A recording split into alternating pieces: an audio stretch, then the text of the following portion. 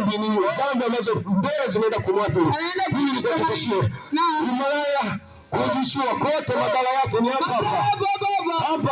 Mimi nakwambia hapa usitegemee yani sasa hivi Mr. kwenda kuambia kwa baada kwenda pia kati. Pale umefanya tu. Tunasema kwamba labda mimi pombe nitoe stress. Stress wapi mzee? Stress wapi jioni unavyoomba. Jioni tu. Ndio namna tofauti. Upo tu umechoka. Ambaye unaweza kuwa una furaha. Ndio.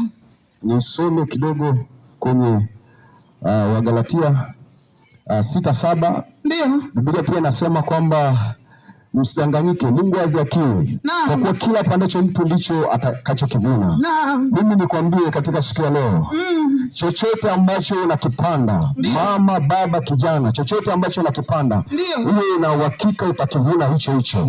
Uwe na uhakika matokeo ya kile unachokifanya siku ya leo lazima utayapata. Kama leo unaiba, unafanya uzinzi, unafanya